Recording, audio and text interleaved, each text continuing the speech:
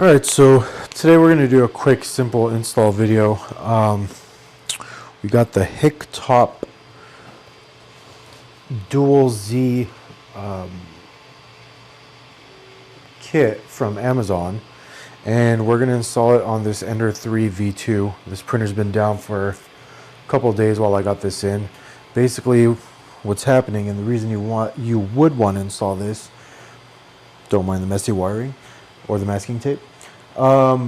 With these printers, because there's only one lead screw over on the left hand side that's right behind this frame piece, the right side can sometimes droop just because these wheels sometimes may be loose or tight or whatever it is, and the right side will not move at the same rate as the left side, so your prints will suffer, and every once in a while you'll get some failures because it just doesn't, the print head doesn't move evenly across the actual print surface. So we're going to crack this box open and see what we have. So we're just going to get right into it.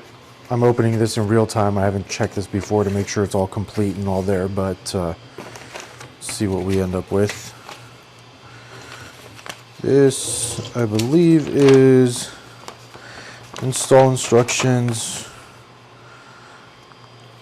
And apparently there's a QR code for video instructions if you want to follow those. We have a little bracket for the right side.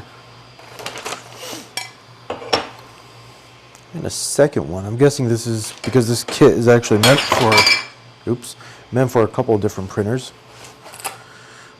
We have top bearings that will right along the top of the Z screw to hold it in place and keep it nice and straight. The bracket that will actually hold the motor in. Let's see. We have our second stepper motor.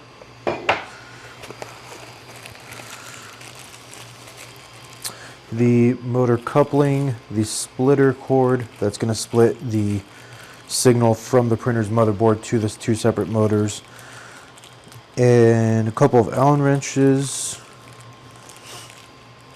Basically all the hardware you would need other than the screws, which are packaged separately in this bag right here.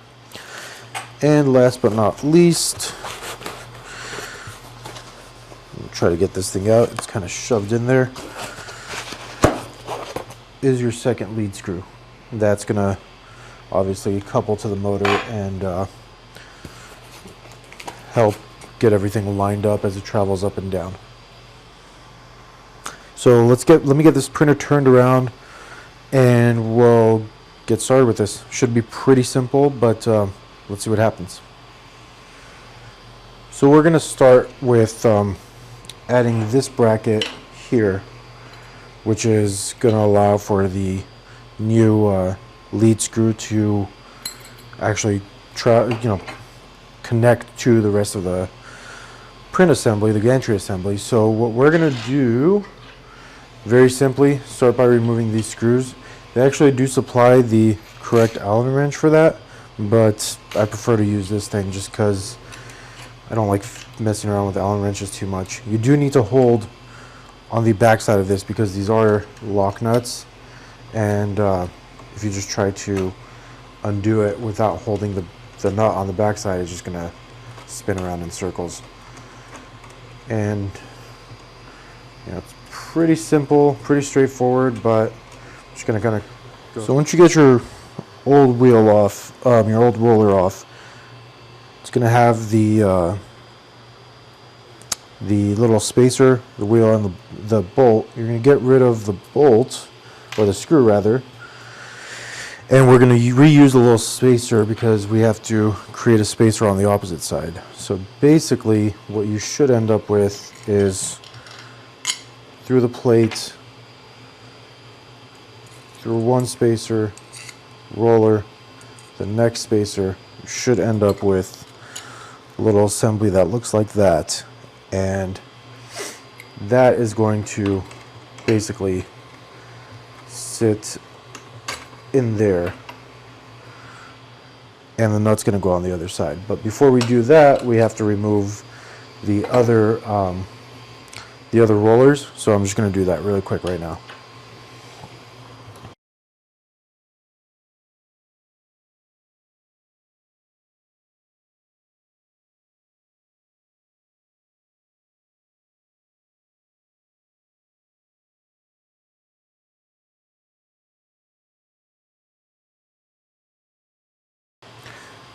And unfortunately for this last screw, even though you can access it from this side, you can't take it out.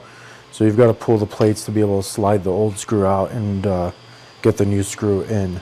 So let's just do that really quick.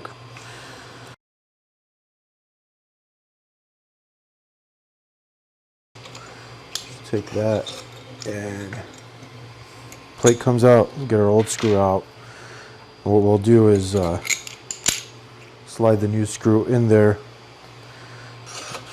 and basically just line this back up and bolt it back up.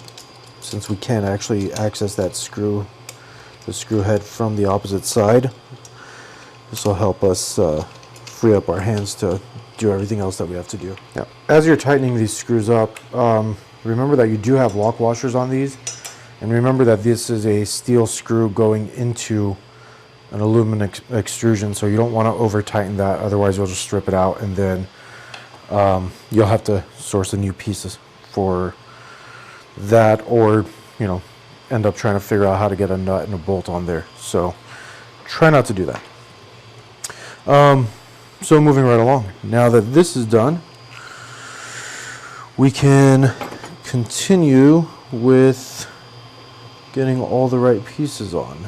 So let me figure out where I put everything, because I kind of made a mess of things as I started with all of this.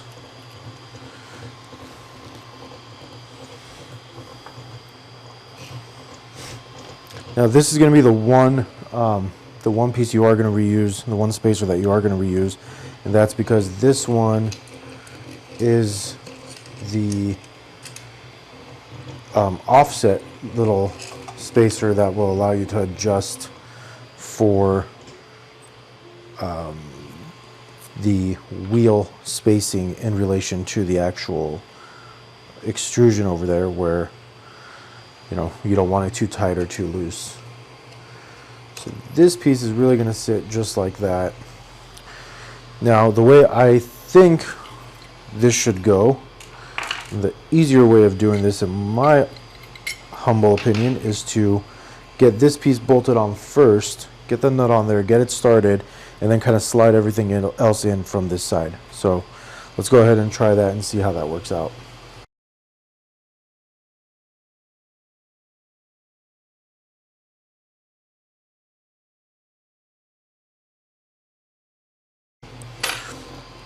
So I got this on there. It's loose. It's not shouldn't be tight at this point in time, but let's see how the rest of my plan is going to work out here.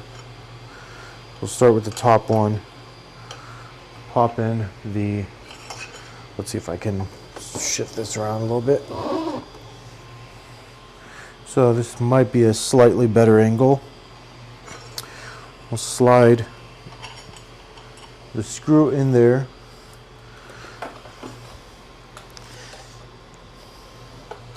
Alright, and then what we're going to do is take one spacer, slide that on, slide the roller in place,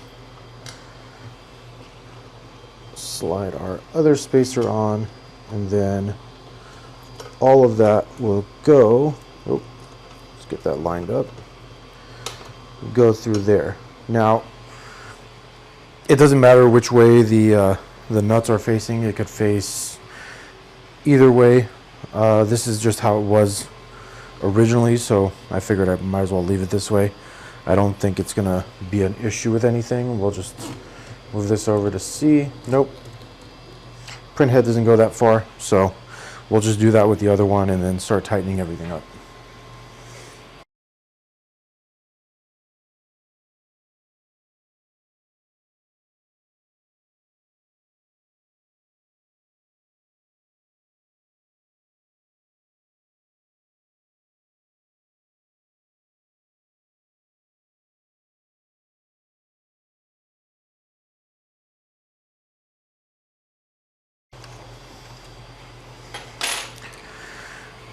So now that that's done, that's actually probably the hardest part of it.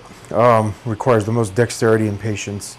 The rest of it's going to be pretty simple. So let's start by getting this motor mounted in place.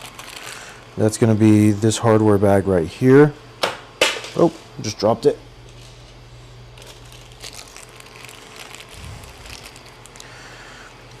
So you got this little piece. If you've assembled an Ender 3 before, you've seen that. And 2 little screws. So you'll grab your motor.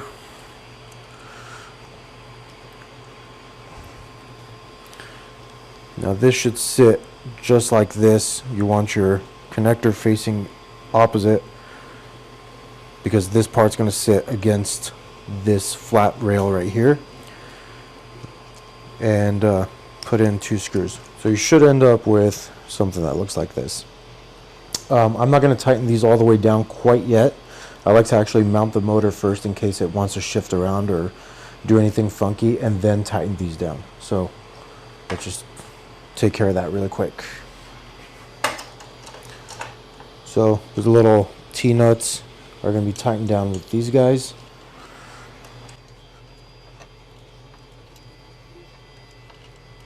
And so just to point this out, take a look in that little extrusion channel and make sure that those T-nuts are sitting basically horizontal, so that they're across the extrusion and not, you know, stuck in place. You might have to loosen them up every once in a while before they'll click into place. So almost forgot. Now I could tighten these 2.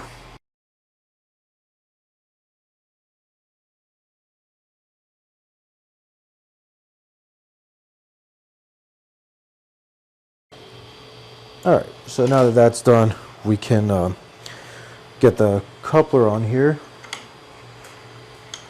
So when you're mounting the coupler, one thing that I always like to do, don't let it drop all the way down. Actually pick it up, and if you look closely inside there, you can see the motor shaft.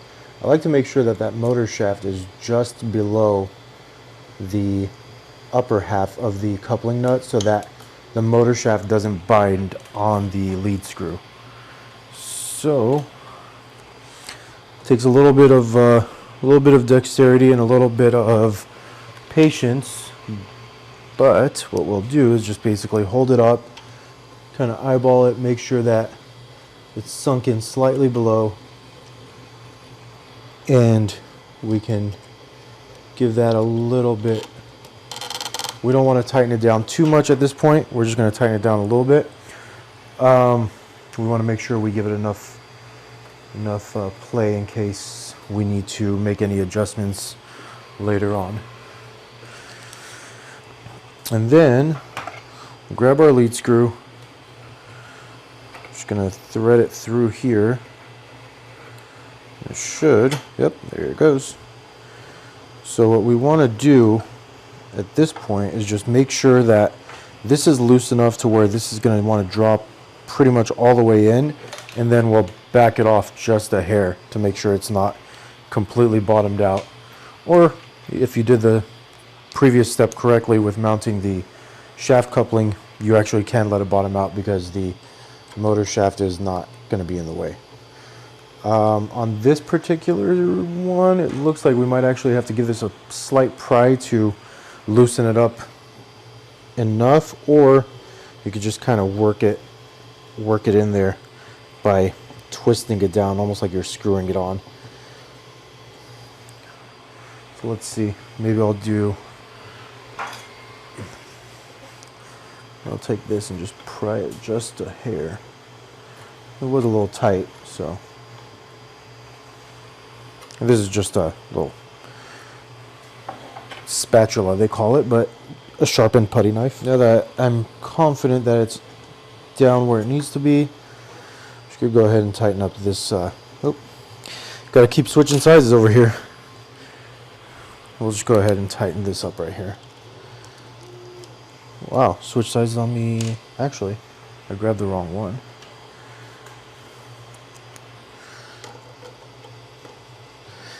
There are 3 different sizes of nuts and screws to deal with on this thing. So, you know, it is what it is, I guess. So just make sure that's adequately tight. Again, you don't want to over tighten.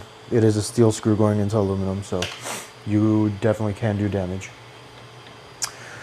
Now that that's done, we got to mount the upper bearings that are going to basically sit way up here, and essentially it's just a couple of T-nuts that'll hold it in place right there, and that's basically it. There's not much to it, but we're gonna mount that up really quick. So surprisingly, there's actually two different sizes of screw. There's these and the shorter ones, and due to the lack of oh, that was interesting.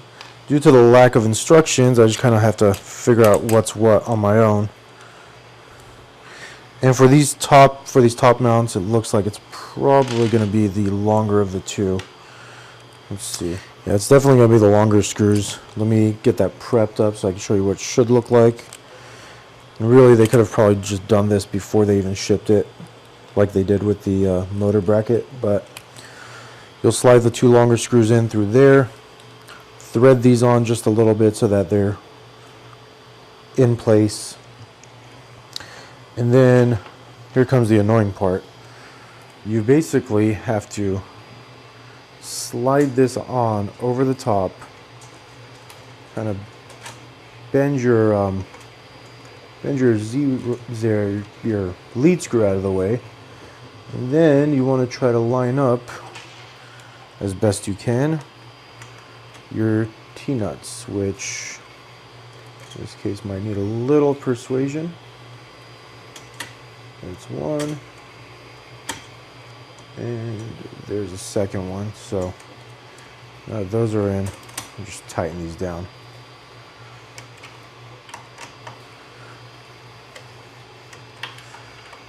And we'll just make sure it's nice and tight. And there's that. So that's kind of what it should look like from the bottom. You got your motor mounted. Obviously, remember to keep the connector to the back side over here so that you have room to work. Coupling nut, Z-screw mounted to our new bracket over here with the nut, and then up here to our little bracket up top. Now, just so you know, as I'm getting the rest of this kind of prepped up, I just want to say that there are other kits out there that you could buy that includes a belt and pulley system that essentially joins the top of the two Z screws. It's not a bad thing. I just know that I have the same system on another printer, and it's not foolproof. They make you want to believe that it's gonna constantly keep them in sync, but it's really not, and you end up having to try to get them synced up regardless of having the belt that connects the two. So you're realistically not going to gain much by doing it. I have that on a CR6 SE, so I haven't seen any improvement or any kind of anything to write home about, put it that way. So let me get this other one mounted up and we'll kind of take it from there.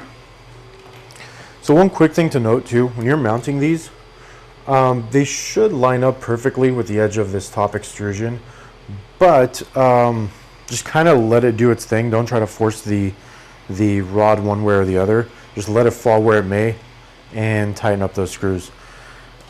Now that I am done. Also, by the way, love this screwdriver set. It actually comes with every size that I've needed for 3D printers, along with a bunch of other security bits, screwdrivers, flatheads, little nut drivers, basically everything you could imagine.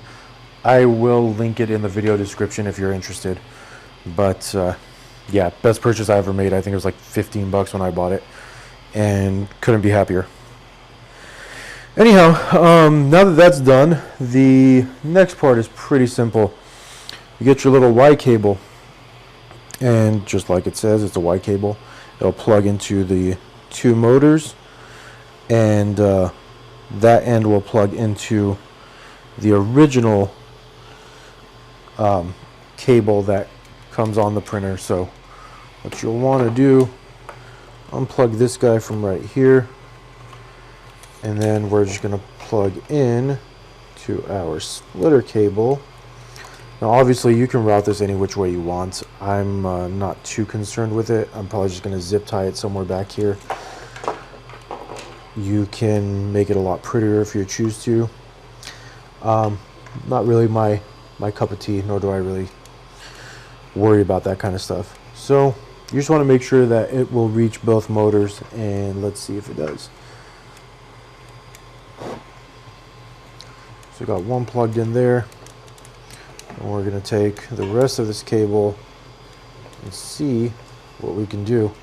We may actually be in trouble because I don't know if this is actually going to want to reach without sitting right here. But let's see. If I bring it down, there you go. It actually does sit perfectly. And I don't think there's enough slack in it for it to become an issue with the bed rolling back and forth. If you are worried about it, obviously you could tape it down, you could do something with the wiring, but for me it's not an issue. So I'm going to fire this up and see how it runs, and try to get things lined up, and hopefully that'll make the difference that we need. So in the case of this printer, the whole reason we did all this is because I was getting some droop on this side, and I can never get this thing 100% level. So obviously not cool, major pain in the butt, but let's see what we can do now. So what I'm going to do, first step, I'm just going to try to move this up and down and see if everything is turning the right way. The little instruction sheet that did come with it pertained only to, and here's that pertains only to having one of the steppers running backwards. So different steppers do have different windings and different pins. So the stepper that came in the kit may not have the same type of windings as the one that originally came on the printer, and it may want to turn the opposite direction. So we're going to start with a small movement, and it actually looks like it's correct. So let's bring it down.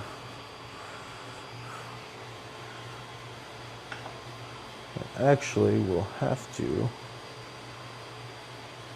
home Z because I started it with the gantry way up in the air, and it has no idea where Z is, or the home is. So seems to be working fine right now. We're gonna basically run a set of points on this with the actually there's not a BL touch, that's the CR touch, which is essentially the same thing, just a little bit more robust. So I'm going to run a probing of the bed and see what my results look like, and hopefully they look a lot better than they did last time, because this thing was a disaster to try to get anything printed on prior. I would have one side that was just too low and one side that was essentially floating about a ½ millimeter above the print bed. So let me get this thing probing, and we'll see what the first print looks like.